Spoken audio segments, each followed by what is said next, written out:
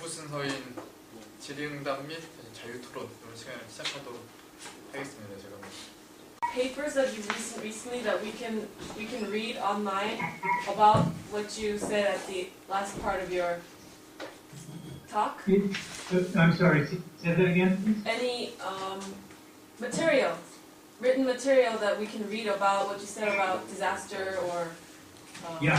ignorance? Yes. Can you introduce some? Yeah, I can send us to you. Oh, okay. Can you tell us where we can find them so we all can share? Oh, sure. Let's see. I have two short essays that are published online. One is, let's see. Well, actually, let me say there are three. I have three online essays that would be relevant. One is in a discussion forum called Mobilizing Ideas, and that's produced through the sociology department at Notre Dame University.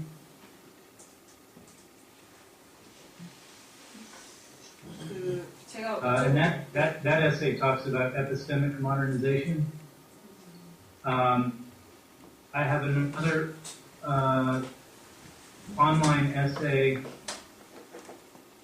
that was published through the Social Science Research Council in the aftermath of the British petroleum oil spill in the Gulf of Mexico in 2010, and that's about disaster.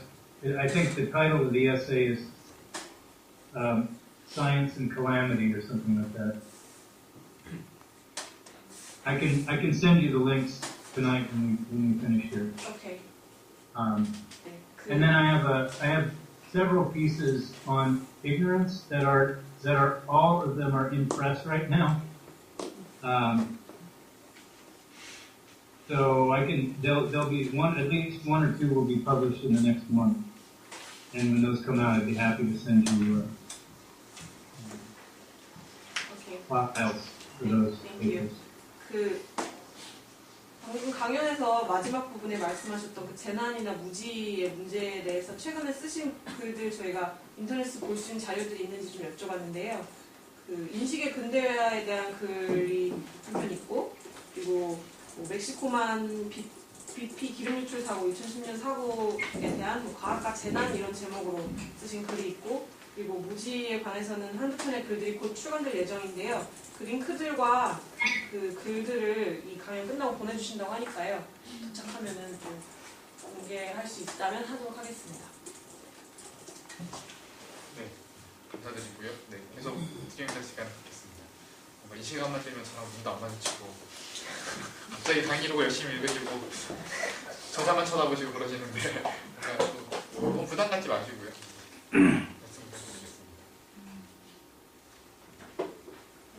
네. 굉장히 기본적인 질문인데요. 그러니까 제가 책을 아직 찾지만 읽어보지 못한 상황에서 궁금한 거는 이게 그러니까 사회학자들이 과학에 대한 담론을 만들어내는 그런 책이라고 생각을 하면 굉장히 이제 전문가들, 그러니까 보통 과학자들이 실제로 어떻게 연구를 하고 실제 어떤 과정을 통해서 결과를 산출하고 그것을 어떤 방식으로 이렇게 확산하는가, 그러니까 어떤 방식으로 확산하는가는 뭐 논문 같은 걸 통해서 볼 수 있지만 실제 그들이 작업을 하는 구조를 그 안에서 일하는 사람이 아니라면 굉장히 알기 어려운 영역이 많았을 텐데 지금 이렇게 저자들의 이렇게 면면을 보면 거의 대부분 이제 사회학자로 이제 나타나 있는데 이분들이 어떤 방식으로 그 과학자들이 일하는 그 내부를 들여다보고 이론을 찾아내거나 문제점을 찾을 수 있었는가 이런 게 좀 궁금하고 그러니까 실제 방법이 궁금하고 아니면 단순히 과학자들이 만들어낸 어떤 결과물들, 그러니까 논문이나 아니면 중간에 보면 인터뷰를 했다 이런 말들이 나오거든요. 그러니까 뭐 인터뷰 자료나 그런 2차 자료를 가지고서 국한된 것인지 그런 것들, 그러니까 연구 방법론에 대해서 약간 궁금한 거가 있어요. 근데 그거는 단순하게 말하자면 과학장의 밖에 있는 사람들이 과학장 안에서 벌어지는 일을 얼마나 정확하게 파악할 수 있었나, 그 방법이 무엇이었나, 간단히 전략하면 그런 겁니다. This is a very basic question, and I regret that I haven't read the whole book yet, although I have bought it. It's a question about the research methodologies of researchers in the field of political sociology of science. To simply put it, it is a question of how can people outside of the scientific field can perform research about what really happens inside the scientific field. What are some of the methods that allows the people outside of the scientific field to conceive of what happens inside? Because when you look at this book, most of the researchers who participated in this book are sociologists. So I'm very curious about how they could look inside the scientific field. So what are the actual methods? Did you look at journals or papers or interviews? Did you rely on secondary materials? So could you please specifically describe what happened? Sure. The introductory chapter to the book, it's been a while since I've read it, but the introductory chapter lays out several sort of methodological suggestions. One of which is that political sociology of science pay attention to organizations and the way in which science is organized formally and informally. So one way to do, I mean, there are many ways to do that. One, of course, would be to take an ethnographic approach and get access inside places where science is happening and study those places. But also, I think, understanding how organizations interact with one another to shape scientific knowledge in one way or another. Another way to look at this would be to study, for example, social networks of scientists.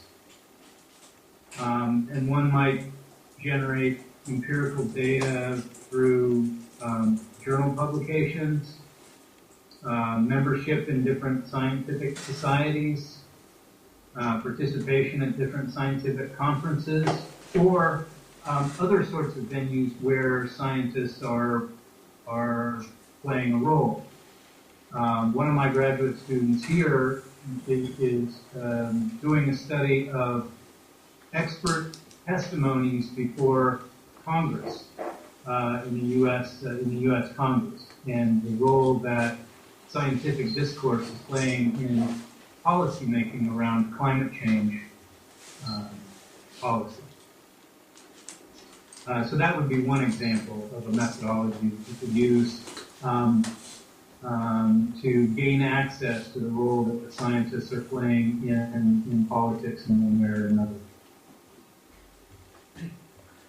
But I would say the other, I think, very interesting way to come at the political analysis of science is to study scientists when they are not operating or working inside their home institutions, but when they're actually out in society doing things. And so in my own research, I've done a fair bit of work looking at experts, or trying to study and talk to scientific experts who are engaged in movements for environmental justice.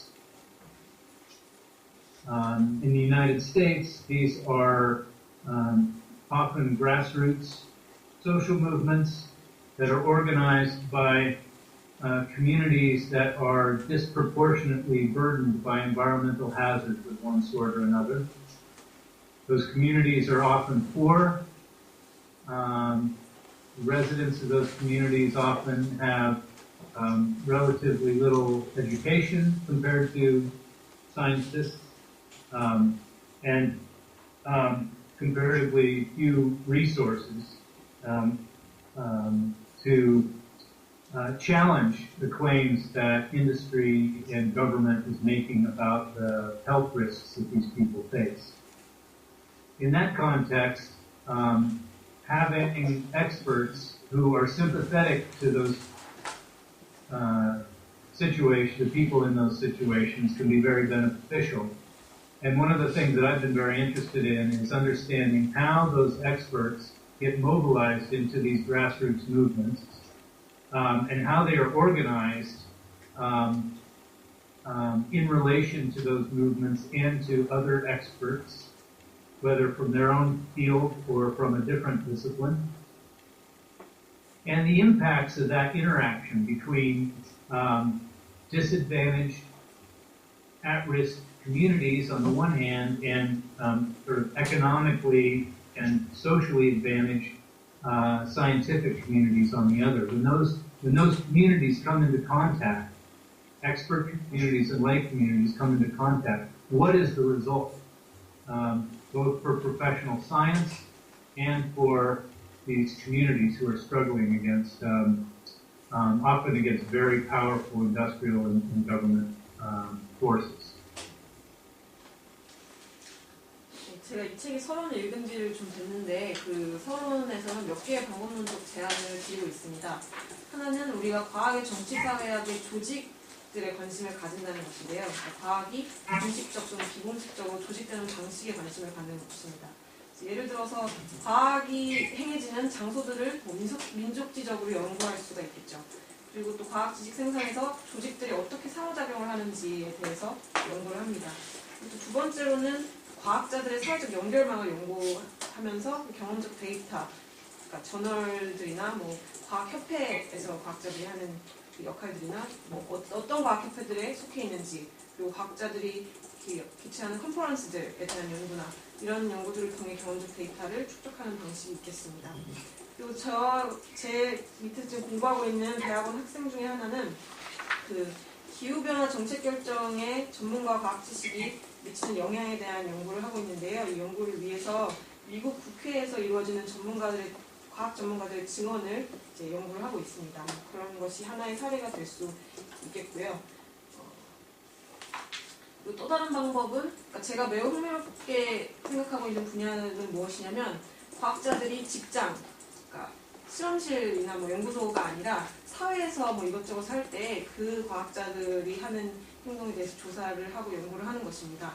그러니까 저는 특히 전문가들이 환경정의 사회운동에 참여할 때에 대해서 관심을 갖고 있는데요. 미국에서 이런 사회운동들은 종종 풀뿌리 사회운동 조직들하고 연계가 돼서 그 환경재난에 의해서 매우 심각한 피해를 받은 그 공동체들, 그래서 그런 경우에 그 거주자들이 교육 수준도 매우 낮고 또 많은 경우 빈곤하고, 그리고 과학자들은 그에 반해서 좀 부유하고 이렇게 자원도 많은 그런 집단들이죠. 그래서 이러한 자원이 적은 그 재난의 피해를 받은 그 공동체들이 종종 그 기업과 정부의 강력한 주장에 도전을 할 수 있는 자원이 적고 그런 때 어려움을 느끼고 있는 경우가 많은데, 그럴 때 전문가들이 이런 문제에 공감하는 전문가들이 도와주면 그 도움이 많이 됩니다.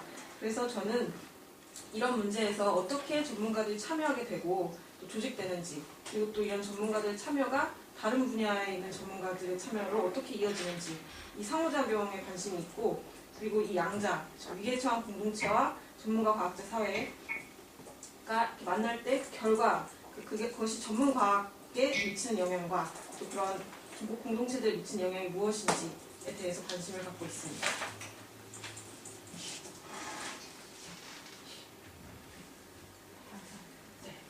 네. 그러면 또 이어서 그 강연의 일부는 굉장히 좀 개념적인 설명이었다고 생각을 해요. 예를 들어 그 무슨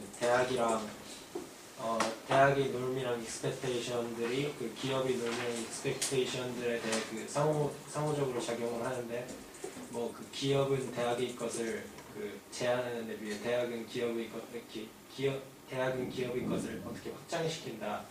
그리고 문제 이 과학이 정치 사회학에 대해서 문제 의식이 있는데 그 첫째는 뭐 무지이고 우리는 어떤 것은 너무 많이 알고 어떤 것은 너무 적게 안다. 그리고 재앙 상황에서 과학은 뭐 기존의 사회적인 문제들을 어떻게 심화시킨다 이런 식으로 약간 되게 개념적인 결론 위주의 설명이었는데 연구하는 과정에서 좀 구체적인 사례라든가 좀 통찰 같은 그 과정에 대한 부분은 전 설명을 하실 줄 알았는데 안 하시더라고요. 그렇죠. 그건 결국 책을 읽어야 되고. 그건 결국 책을 사서 읽을 강연에서 어느 정도는 좀 다를 줄 알았는데. 그거로 질문으로 네. 그래서 될까요? 연결. 대표적인 사례 한두 가지. 어, 그래서 아까 페트롤 얘기하고, 그러면 네, 그 기존 유출 사건 무슨 모르겠는데, 멕시코만 네, 그 멕시코만 그리고 또 한 가지 같은 과정, 같은 대답을 하시면서 혹시 같이 연결해 줄 수 있으면, 예를 들어 이제 자기 반성, 과학자들에게 자기 반성을 요구하는 그런 연구잖아요. 그럴 때 아까 사실 그 민속지적 연구 그 안에서 좀 들어가서 관찰을 해야 된다는 얘기인데 과연 그런 관찰을 허용을 했을지, 또 하나는 그 과학자들의, 그러니까 이 책이 나온 다음에 또는 이런 연구들에 대해서 아까 세 번째에서는 이제 참여하는 그런 동의를 하는 과학자들에 대한 말씀을 하셨지만 사실 반발을 하거나 그 이런 논의를 인정하지 않으려고 하는 과학자들도 분명히 있었을 텐데 그런 것을 만났던 예라든가 이렇게 구체적인 예들을 어떤 식으로 그런 문제들을 다루었을지 뭐 이런 것들을 같이 좀 설명을 해주시면 훨씬 이렇게 이론을 떠나서 현실적인 우리가 이해를 좀 쉽게 할 수 있을 것 같아요.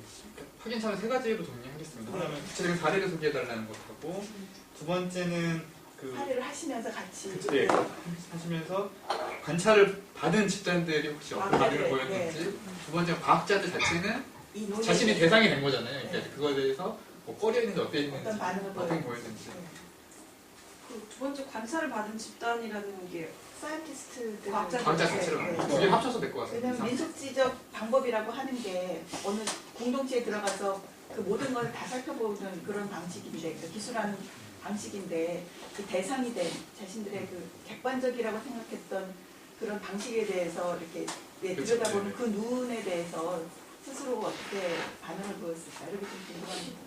네. 호응적인 과학자들 말고 반발하는 반발하는 과학자들. 과학자들을 어떻게 다루어냈는지. 굉장히 궁금해하실 것 같으니까 빨리 진행하겠습니다. 네. Okay, I think we can summarize what a lot of people said into two questions. First of all, we have a feeling that your lecture was mostly consisted of conceptual explanation, and we would like to know some specific examples of research. For instance, you talked about the petroleum incident at the Mexican Gulf. Anything like that, a specific experience of research and what happened. Representative. A representative example. And the second question is about how did scientists react when sociologists went to research them? Because are there any 반발? Negative response. Negative responses? And how do researchers interact or respond to these negative responses? Right. Right, that's a good question. Let me try to answer that one first. In my own experience, working with and studying scientists has been very positive, uniformly positive. I don't believe I've ever had anybody refuse to speak with me about their work. My own experience has been that scientists love to talk about themselves. 제 경험에 비춰보면 과학자는 한결같이 제 연구에 협조적이었고요. 그리고 또 경험상 과학자들은 자기 자신에 대해서 말하기를 매우 좋아합니다. Of course, you have to be, what I recognized in doing this kind of research is that it's there's a skill involved in what we would call studying up. That is, studying people who are at a higher status than we are. And at least in the United States, sociologists are not high status researchers. So when I study people in the life sciences or the natural sciences, I'm very cognizant that I am studying up. I am studying people who have more power and more access than I do. And so that requires me to sort of act and behave and ask questions in a way that will allow me to maintain that connection and access. 그리고 이런 연구 과정에서 기술이 있는데요. 우리가 보통 스터딩 업이라고 해서 위로 연구한다 라고 표현할 수 있는 것인데, 그러니까 자신보다 사회적 지위가 높은 분야를 연구할 때를 지칭합니다. 미국 사회에서는 사회학자들의 연구자로서의 지위가 자연과학이나 연구하시는 과학자 사회보다 높지 않고 낮기 때문에 저는 그분들을 만날 때 항상 저의 지위에 대한 자각을 하고 있고, 그래서 그 사람들이 저보다 권력과 또 자원에 대한 접근권이 훨씬 더 많다는 것을 자각하면서 질문을 하고 이 연결을 유지하려고 노력하고 있습니다.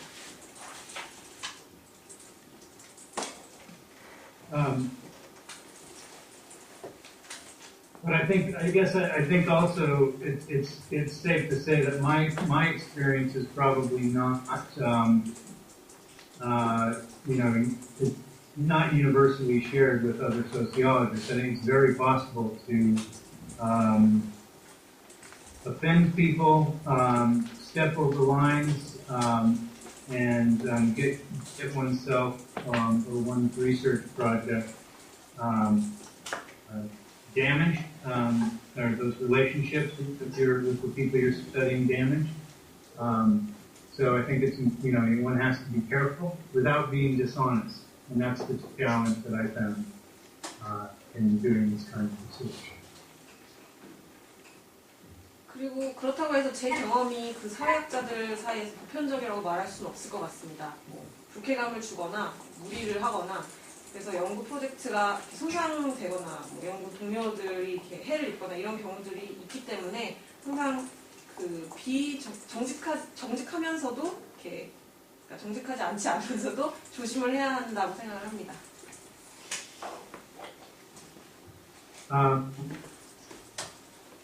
So, with respect to empirical examples, the easiest thing for me to do would be to send, I could easily send you a copy of my CV so that you can see, people can get access to the papers that I've published. But I can speak very briefly about the project related to the BP oil spill in the Gulf of Mexico, because it engages a participatory approach to knowledge production. 그 경험적 사례에 관해서 말씀드리려면 제가 쓴 논문을 일단 보내드리는 게 제일 쉬운 방법일 테지만 간략하게 그 걸프만 BP 기름 유출 사고에 대해서 말씀을 드리겠습니다. 지식 생산에 참여적 접근을 취한 연구이기 때문에 잠깐 말씀을 드리겠습니다. So in this study, I collaborated with a environmental toxicologist, and together we approached a community living near the Gulf on the outskirts of New Orleans, Louisiana, a community of Vietnamese immigrants. 이 연구에서 저는 환경 독성학자와 협력을 해서 루이지아나주 뉴올리언스 걸프만 근방의 뉴올리언스 지역에서 거주하는 베트남 이민자 공동체를 연구했습니다. This community was and remains economically dependent on the seafood industry. Many of the people are fishermen or shrimpers, and so that community was very badly hurt by the oil spill because the waters were closed for commercial fishing. Boats were not allowed on the water for several months. There was widespread fear that the seafood was unsafe to eat. And so it hit this community. That particular disaster hit this community very hard. The government agencies working in the Gulf after the spill did lots of testing and made several claims that there was no risk from exposure to oil or from chemicals from eating the seafood. People in this community did not, however, initially trust those government claims. And so one of the things that we wanted to do was to approach this community about helping them design a research study on their own to answer the questions that they were concerned about with respect to ecological damage and the economic impacts of the spill. 이 공동체는 이 걸프만 기름 유출에 의해서 굉장히 심각한 타격을 받았는데요. 그 이유는 이 공동체의 대부분의 구성원들이 해산물 산업에 의존하고 있었기 때문입니다. 어부인 사람들이 굉장히 많았고, 근데 이 기름 유출 사고로 인해서 사업적 어획이 몇 개월간 중단되고 또 배를 바다에 띄울 수가 없게 됐고, 그래서 그 공동체 내에서는 해산물이 안전하지 않다라는 우려가 퍼지고 그랬기 때문에 타격을 많이 받았습니다. 그리고 이후에 사태 수습을 했던 정부 기관들은 여러 가지 검사를 수행해서 그 해산물이 석유에 노출되고 여러 가지 화학 물질들에 노출됐음에도 위험하지 않다는 주장을 했지만 공동체 구성원들은 정부의 이런 주장을 믿지 않았고, 우리가 하려고 했던 것은 이 공동체가 자신들이 관심 있는 주제, 환경 재난과 이 재난의 경제적 효과에 대해서 자신들이 관심 있는 주제에 대한 연구 작업을 스스로 고안할 수 있게 하는 것이었습니다. So we entered into a collaboration with 6 members of that community and worked with them to design a study of the impacts of the oil spill on shrimp populations in the Gulf. 그리고 우리는 이 공동체의 6명의 구성원과 함께 일하면서 이 석유 유출 사고가 걸프만의 새우잡이 인구에게 미치는 영향에 대해서 연구를 고안하려고 했습니다. So, for example, we went with them to harvest shrimp in the areas of the Gulf where these people would traditionally go to catch their shrimp.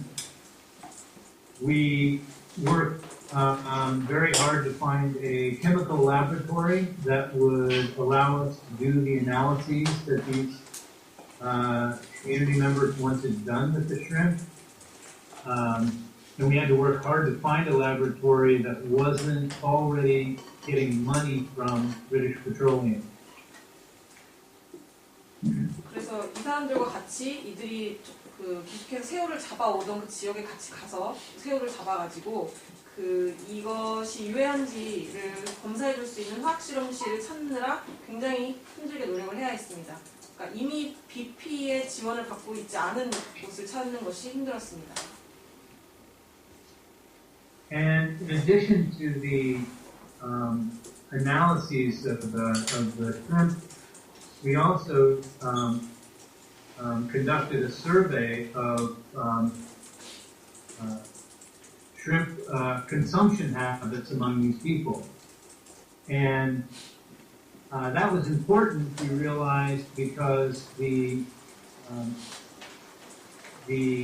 federal agencies who were producing the risk assessments were using national body type averages and national averages for shrimp consumption that did not reflect this particular population. 또 새우에 대한 분석뿐만 아니라 이 지역 사람들의 새우 소비 습성에 대해서 연구를 했는데요. 이 연구가 중요했던 이유는 그 위험 평가를 했던 연방 기관들은 미국의 전국적인 평균, 그러니까 새우 소비량에 대한 전국적인 평균을 가져와서 평가를 했는데, 그래서 이 데이터는 이 지역 사람들에게는 이렇게 해당되지 않는 것이었기 때문입니다. So, for example, the weight of the average adult American is much heavier than the weight of the average adult in this Vietnamese immigrant community. And the amount of shrimp that is consumed weekly by the average American is much, much less than the amount of shrimp consumed weekly by the average member of this community. 예를 들어서 미국인의 평균 몸무게는 베트남 공동체 구성원의 평균 몸무게보다 훨씬 많고, 그리고 또 미국인의 일주일의 새우 소비량은 이 지역 베트남 구성원의 일주일 새우 소비량보다 훨씬 적고, 이런 식이었습니다.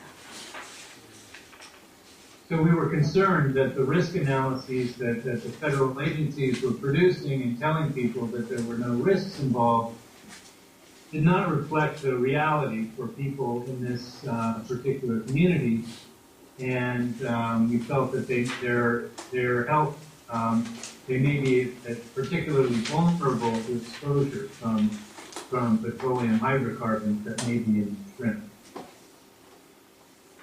그래서 우리는 위험하지 않다라고 결론을 내린 연방기관의 위험 평가가 이 특정 공동체의 현실을 반영하지 못했고, 오염된 새우들이 이 베트남인 공동체 구성원들의 건강에 악영향을 미칠 수 있다고 생각했습니다.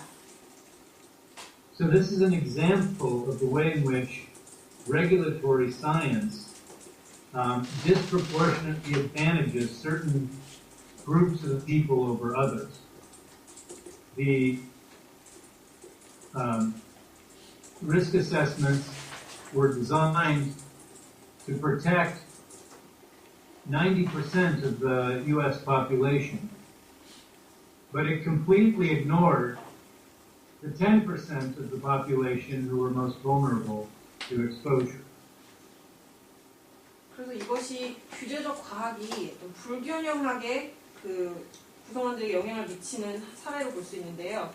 위험 평가는 90%의 미국인들의 안전을 고려해서 이루어진 것이었지만, 이 사고로 인해서 가장 많은 노출을 받았던 석유로의 노출을 받았던 10%에 대해서는 그렇지 못했습니다. So, making a connection to my earlier talk, I think this study sort of illustrates the way in which science conducted in the name of the federal government is structured in particular ways that lends advantage to certain groups and disadvantages others. But it also reflects the role that what I call epistemic modernization, or this productive collaborations between experts and lay people, can produce important knowledge. 그래서 제가 앞서 했던 강연과 이 연구를 연결하자면, 연방기관 이름으로 이루어지는 과학은 어떤 집단들에게 혜택을 주고 어떤 집단들에게 혜택을 주지 않는 결과를 가져온다라는 것과, 그다음에 이런 시민과 전문가의 협력, 시민이 참여하는 과학이 중요한 지식을 생산할 수 있다라는 것과 연관지을 수 있을 것 같습니다. 네. 그러니까 첫 번째는 과학사회학 전통의 방법 철학적 유형들에 대한 질문인데요. 지금 교수님께서 앞서 전통적인 두 유형이라고 지적한 또는 두 전통이라고 지적한 과학사회학의 흐름들이 사실은 첫 번째는 이제 정통 막스주의 내지는 구조학파적인 방법 철학에 기반하고 있다면, 두 번째는 이제 미시사회학을 중심으로 한 인류학적 또는 민족지학적 연구는 지금 이제 후코적인 방법 철학에 기반하고 있다면, 사실은 지금 새로운 과학의 정치사회학이라고 제기하신 그 이론 전통의 방법 철학은 사실은 이미 좀 오래되고 잘 알려진 알티세리안적인 그 방법 철학에 기반하고 있다는 생각이 드는데, 예를 들어서 특히는 이제 over determinism이라고 하는 그 구조, 영역들 간의 과잉 결정 내지는 중첩 결정, 이것에 의해서 각 영역들의 상대적인 자율성에 주목하는 이런 방법 철학이 정확히 위치하고 있다고 생각되는데, 그런 관점에서 보면은 별로 정말 새롭지는 않고, 또 이미 기반한 방법 철학 때문에 내려지는 결론들이 이미 좀 예견돼 있다고 생각되는데, 이런 비판에 대해서 어떻게 생각하시는지. I would thank you for that careful analysis. I would hope that what we're trying to do in promoting a political sociology of science is to not simply recast an old Marxist framework in new clothing, but rather try to find, and nor am I particularly interested in sort of casting out a middle ground between a Foucauldian sort of micrological analysis of power versus a more Marxian or Althuserian economic analysis of power, but rather chart out a new territory that operates at the institutional and organizational level, paying attention to the interactions among different kinds of actors in different institutional settings over time and across contexts. So what I think the thing that we bring, that this framing of the analysis of science brings to the table is an insistence on following the dynamics of knowledge as it moves into and out of the world of science, and watching what happens to the relationships among actors as that knowledge moves around in the world, without predetermined conclusions for what we will find. And in fact, if you read the paper that Kin Yoon is having translated for you, and I tried to base part of my talk on, you will find in that paper many references to the different tensions that are being drawn from this increased interaction that we argue is a consequence of globalization.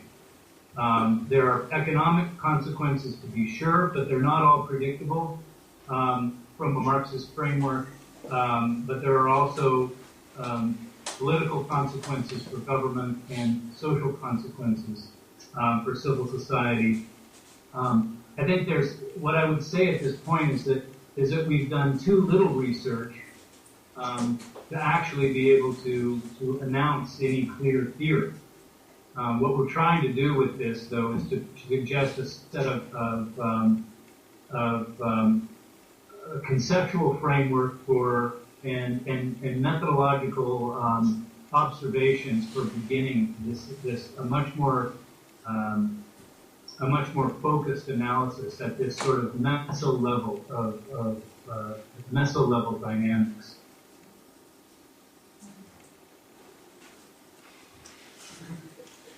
혹시 뭐 이렇게 적으신 거 없어요, 질문자님?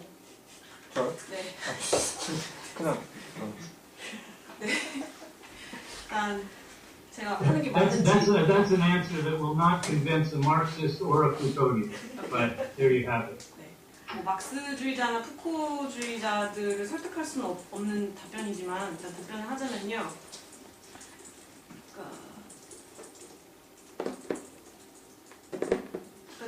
저 역시 우리가 하려는 과학의 정치 사회학이 낡은 막스주의 틀을 다시 가져와서 거기에 새로운 옷을 입히는 것은 아니었으면 합니다. 오히려 푸코의 미시적인 분석과 그 알티셀이나 막스의 경제적 분석의 절충을 찾으려고 한다고 하셨던 것 같습니다. 맞나요? 예.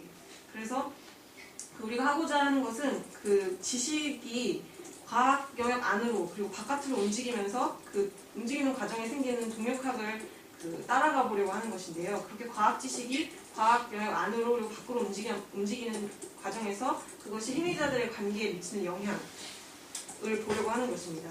그래서 어떤 성결정된 결론을 가지고 이것을 파악하려는 것이 아니고요. 그리고 Actually, the paper wasn't translated by me, but by other colleagues. 네, 일단 제가 번역하지 않고 저희 다지원 번역 세미나 팀에서 번역한 그 글을 보시면 그 원문은 곧 이제 인터넷에 공개가 될 텐데요. 그 글을 보시면 이런 상호작용으로 인해서 많은 긴장들이 발생합니다. 특히 그 글에서는 신자유주의 세계화가 유발한 여러 결과들을 다뤘고 거기에는 뭐 경제적 결과도 있고 정치적인 결과들도 있고 사회적인 결과들도 있습니다. 그래서 일단은 우리는 어떤 분명한 이론적인 선언을 하기에는 연구가 아직 부족하다고 생각하고 그리고 보다 집중된 분석, 또 메타 차원의 분석을 하기 위한 기초적인 개념적 틀이나 방법론적 관찰을 좀 제시하기 시작하는 것이다 라고 말씀드리겠습니다. 그리고 이 되게 면밀한 관찰과 분석 해주셔서 감사하다는 얘기 맨 처음에 하셨습니다. 예, 또 다른 하나의 질문을 네. 직접 직접 먼저 하시. 아니, 하십시오. 그 저자가 제일 끝에 컴패러티브 스터디 글로벌한 세팅에서 그 비교 연구 같은 게 이제 아까 방금도 말씀하셨지만 지금 연구가 되게 부족하고 그래서 이 연구들을 더 많이 해야 하는데 이제 글로벌한 국제적인 차원에서의 비교 연구가 많이 됐으면 좋겠다라고 이제 하셨잖아요. 그래서 그 BP랑 오일, 그러니까 기름 유출 사건과 새우 섭취량 이거에 대한 얘기도 해주셨는데 연구에 대한 얘기도 해주셨는데 저는 요즘에 그 후쿠시마 이후에 그 해산물의 방사능 유출 때문에 논쟁이 한국에서 많고 그래서 뭐 제 친구 중에 한 명은 생협에서 나온 그러니까 방사능 검사를 하지 않은 해산물을 절대 먹지 말라고 또 막 얘기를 해주고 근데 또 보면은 뭐 보통 식당들에서 그런 음식물들이 막 유통이 되고 그래서 그러니까 그런 문제도 굉장히 이게 안전한지 안 안전한지 굉장히 논란이 되고 실제로 그게 뭐 계급이나 어떤 그 사람들의 식사 섭취 이런 거에도 되게 건강과 직접적으로 되게 영향을 미치고 그래서 그 말씀하신 사안이랑 그 후쿠시마 이후에 한국 안에서의 막 논란들이 굉장히 비슷하고 연관이 있다고 생각이 되고요. 그래서 그런 쪽으로 비교 연구를 해도 좋겠다는 생각이 들었습니다. This is a comment about what you said about the need for comparative studies in different global settings. You talked about the British Petroleum incident and the research about shrimp consumption, and I felt that it related greatly to what's happening after the Fukushima nuclear disaster in 2011, because there's a lot of social worries about seafood that has been exposed to radiation. So one of my friends are telling me to not eat anything, especially seafood, which has not been tested for radiation. And there's a lot of discussion about whether it's safe or not, and what are the influences, the impacts on health it has. So I felt that this is also a realm which would be interesting for kind of comparative research that you talked about with your BP research. Yeah, I absolutely agree. I know there are the Fukushima event has generated lots of interest from sociologists of science. I've been to several conferences in the past 2 years, that are focused on trying to understand some of these very same dynamics. And it would be very interesting to learn what's happening in Korea in relation to the movement of radioactive materials and organisms into the Asian diet as a result of this. I couldn't agree with you more.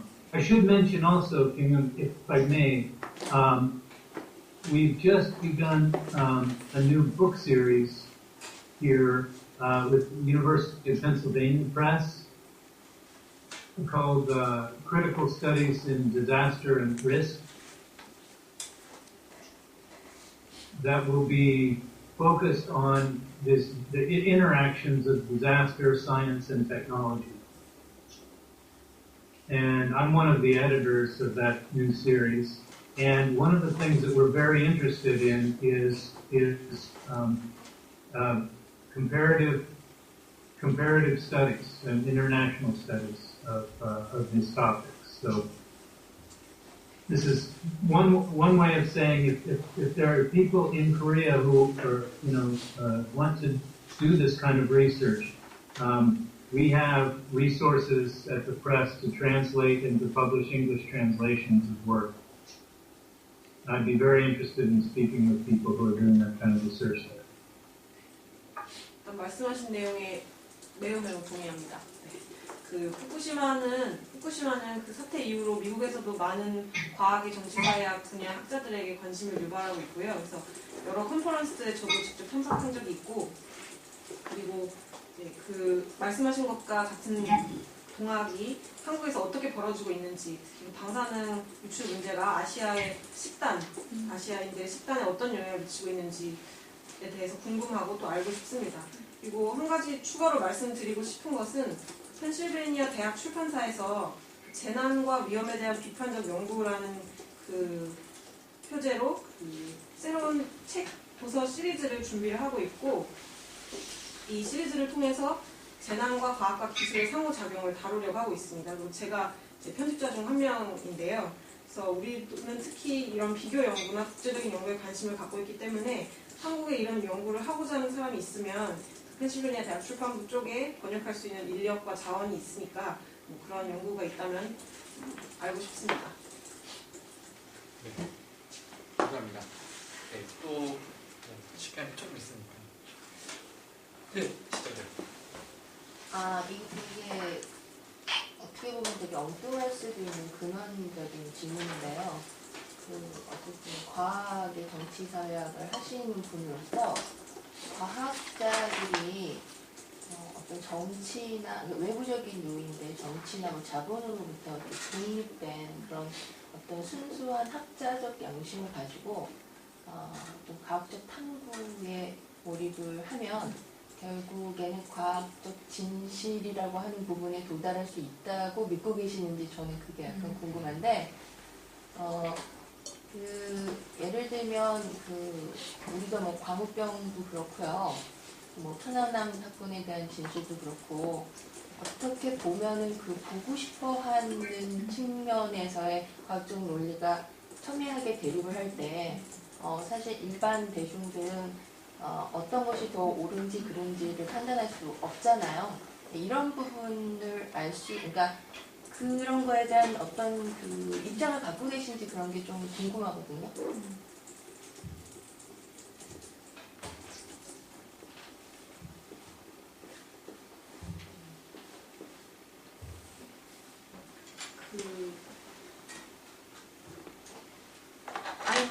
I wonder what you think about this question, whether scientists with pure academic conscience, independent from political or capitalist or economic extraneous factors, if the scientist with a pure academic conscience focuses on scientific research only, do you believe that they can reach a certain scientific truth? I would like to know what you think about this question. And in many instances, related to science, many social issues related to science, we witness a lot of situations where very different opposed logics of science confront each other, and the public really have a hard time finding out or which one is right or wrong. It's really hard to judge for the public. 광우병 천안함에 대해서는 네. 잘 모르실까요? They, specifically, she talked about these two incidents that happened in Korea. First is the mad cow disease phenomenon. Do you know about this? Yes. 미국 Yes. 소고기 수입 It was in 2008. The government tried to import American beef, which was known already to the public of having mad cow disease. So the public really resisted this, and there was like months of large-scale national demonstrations nationwide, which is called the candlelight demonstration. And during that time, there was this conflict between these two scientific logics. And the other one is the 천안함. 네? Summary concept. 설명 좀 해주시죠. Maybe it'll take a longer time that than we have. If we try to what the Cheonan case is, in detail. But Okay, it was a wrecked ship in the 서해, West Sea area of Korea, which is really close to North Korea. It was a wrecked submarine 맞죠? And the government argued that it was from North Korea. It was a North Korean ship. 네. No, 아니죠. It was wrecked by North Korean attack. It's a South Korean ship, but it was attacked by North Korea. That was the government's argument, and which proved to be. There's a lot of debate about this. So in that case, also there was debate between two opposing scientific logics. Okay. 뭐 덧붙이실 거 있어요? So, well, I think one of the challenges for the sociological analysis of science is really illustrated by your question and your two examples. On the one hand, you are positing that there exists a realm of pure science, that where truth can be understood, discovered and understood, free of any sort of economic or political or cultural bias. And on the other hand, you have these two examples where scientists are drawn into public disputes, and where public disputes and public policies and government policies depend on what those experts say is true or not. And this is the real challenge, I think. One of the things that I would argue we want to do conceptually here, to think about, is on the one hand, we want to be attentive to the ways in which scientists conduct and produce and assemble claims about knowledge in public places, how they engage political debate. And at the same time, I think it's important to understand that while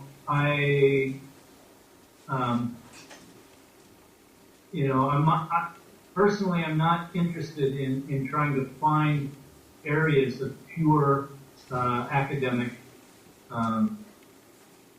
science.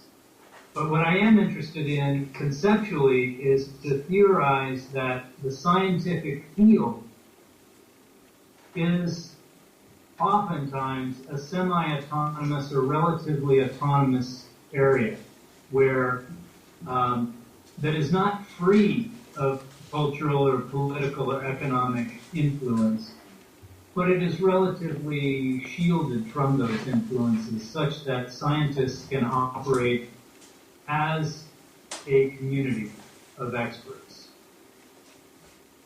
And what interests me is the points of contact between political debate and a relatively autonomous scientific field. I'm interested in what happens when those two kinds of places come and intersect with one.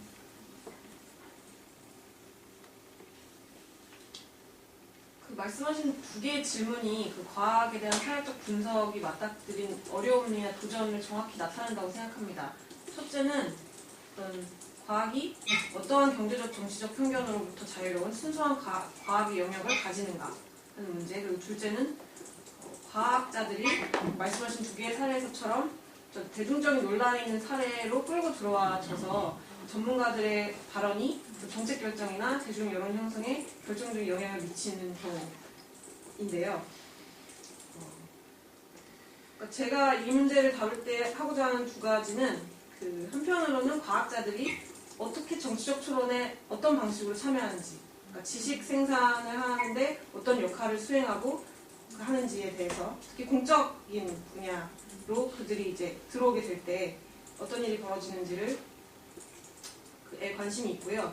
그리고 개인적으로 저는 어떤 순수한 학술적 과학이 있고 그걸 발견하는 데는 별로 관심이 없습니다. 그러니까 제가 이론화하고자 하는 것은 그 과학의 장이 좀 준자율적 영역이다라는 이야기를 하고 싶은 것이고요. 그것이 어떤 문화적, 경제적, 정치적 영향으로부터 완전히 자유롭지는 않지만 일정하게는 이렇게 보호막을 가진 영역이다라는 얘기를 하고자 하고, 이 상대적으로 자율적인 과학의 장과 정치적 토론의 영역이 서로 만나서 교차하고 상호작용할 때 어떤 일이 벌어지는지에 대해서 관심을 두고 있습니다. 그러면 앞으로 한국적 상황에 조금 더 예의주시를 하시면 훨씬 더 큰 학술적 성과를 성취하실 수 있을 거라고 좀 전해주시면 She feels that if you focus or pay your interest in the Korean situation, I'm sure that it will help with your academic research. 풍부한 필드 사례가 There's a lot of abundance of field cases in Korea. Right. 저 한국인들 좀 해야 되지 않을까? Is that an invitation? 초청인가요? 저는 초청에 이런 뭐 여력은 아니고요. 그냥 제언. It's a proposal since she doesn't have the means necessary to actually invite you.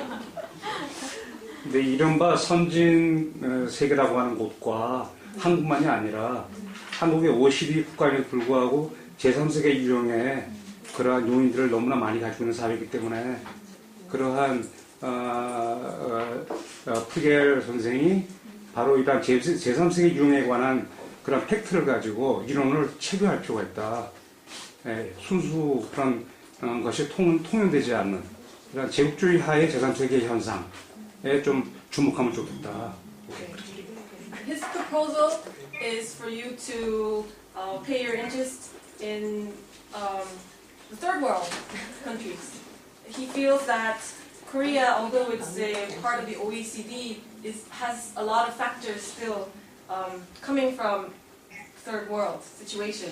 So if you could pay attention to these kinds of factors in third world, what's happening in third world countries, he feels that you could expand your research.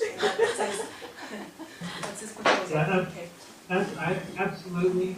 I think that the main problem with social studies of science to date is that it is too focused on the industrial developed world. If you look at sort of global distributions of scientific resources, they're heavily concentrated in about 8 countries. And the assumption that because scientific resources are concentrated in a few countries, that is where we should be paying our attention is problematic. So I agree with you completely. In the fall, the conference for the Social Studies of Science, Society for the Social Studies of Science is taking place in Argentina. And there is increased interest in this field of research in Latin America. And I know that it's growing in Asia as well. I mentioned Japan earlier. And so I think there's growing opportunities for this kind of research, and I completely agree that it's desperately needed. 역시 말씀하신 And 내용과 again, you know, the thing that interests me is in thinking about the role of science in producing and maintaining inequality, and that would include inequality across nations. 전 말씀하신 내용과 완전히 동의한다고 하시고요. 그 과학이 사회학에 대한 연구가 산업국가들의 발전된 산업국가들에 치중되어 있는 것은 정말 문제가 있다고 생각합니다. 과학 자원의 세계적인 분포를 보면 8개의 국가에 집중되어 있다는 걸 볼 수 있는데 그렇기 때문에 우리는 그 8개 국가의 연구에만 집중해야 된다라는 가정은 문제적이라고 생각합니다.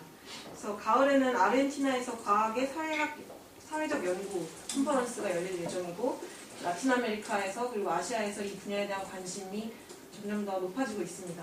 그래서 이러한 기회들이 늘어나고 있다고 말씀드리고 싶고 또 말씀하신 것처럼 다양한 지역들의 연구가 절실하게 필요하다는 데 대해서 공감합니다. 그리고 저는 과학이 불평등을 유지하고 또 생산하는 것에 대해 관심을 갖고 있기 때문에 그 국가 간 불평등과 과학의 관계에 대해서도 역시 관심을 갖고 있습니다. 네, 라스트 질문으로 마지막 네.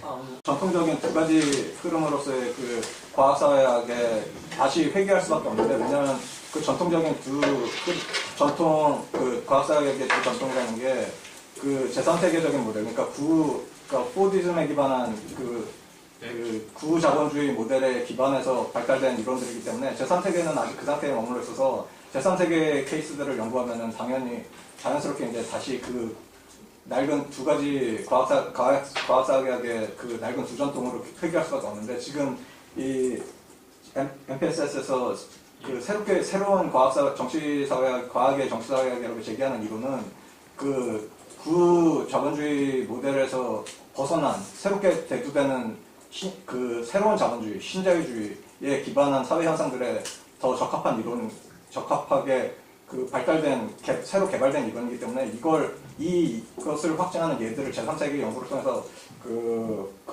찾기는 어려울 거고, 그 한국에서 요즘 여기에 관련된 그 과학계의 혼란이라든지 그 정치적인 논쟁이라든지 이런 사례들이 자꾸 발견되는 이유는 이게 한국도 급속하게 그 제3세계나 제2세계를 거쳐서 제1세계로 편입되고 있기 때문이라는 거예요. 그러니까 예전에는 광우병 소동 이런 거는 정부에서 그냥 완전히 과학자들을 통제하고 있기 때문에 그 정치적인 사회적인 이슈가 될 소지가 없었던 거죠. 천안함 사태도 마찬가지고. 근데 그 여기는 두 가지 이유가 있는데, 하나는 그 시민사회 운동이라든가 아니면 그러니까 그 대중들의 그 권력이 점증하면서 이것들이 그 정부의 독점적인 통제, 과학과 이론에 대한 독점적인 통제를 자꾸 이렇게 무너뜨리고 있기 때문에 이런 현상들이 발발하는 거고, 또 한 가지 원인은 그 과학계 내에서도 그 후코랑 파이아멘트에 의해서 그 아나키즘적인 인식론이 대두하면서 그 전통적인 주류 인식론이 붕괴했기 때문에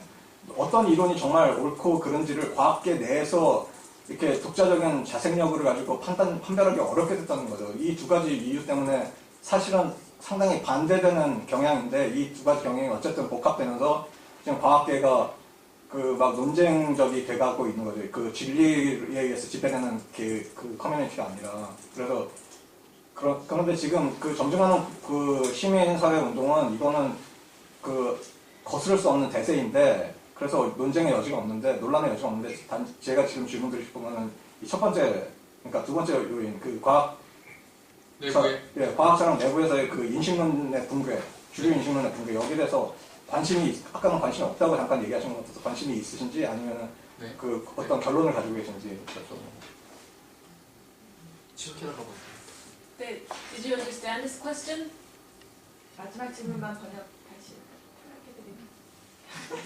Can you answer his question, or should we Can we, recap it? do I have to summarize my question again? Do you understand what my question is? No, I didn't understand your question. 아, 네. So, 마지막 부분만 마지막 네. 질문. 네, 다시 그럼 저 대신에 다시 한번 요약해 주시겠어요? Would you like me to summarize what he said, or Yes, please. please, yeah. okay? 마지막 문장. 그냥 마지막 문장만 해주세요. 네, 과학 He feels 내부에서. that inside of the scientific field, the mainstream epistemology, epistemology has been broken down by Foucault and Feyerabend, Yeah. So-called anarchistic epistemology. anarchist epistemologists. Yeah. Which is denies. The problem is that you're giving too much credit to philosophers. Scientists don't read Foucault and they don't read Feyerabend. But this is about not just about philosophy of science. What's changing things are people. People are becoming involved in the politics of knowledge, Yes. and that is breaking things apart Yes. more than anything.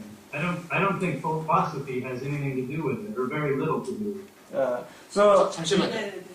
둘이 더 대화하시면 안 되는 상황이라서 잠깐만요. 네. 일단 철학에 너무 많은 크레딧 점수를 주고 있다고 생각합니다.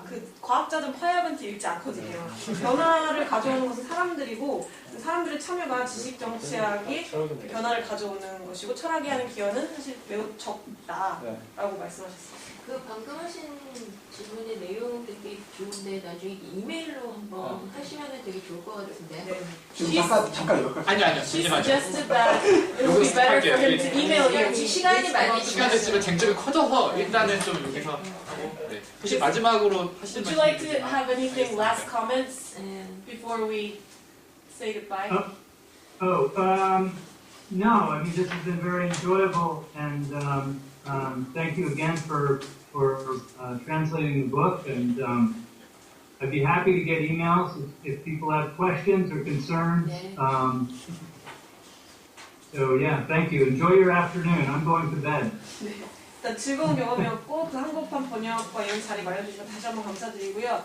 어떤 문제점이나 질문들 있으면 이메일들은 환영합니다. 즐거운 오후 되시길 바라고 저는 이제 자러 가겠습니다. 네. 부탁드립니다.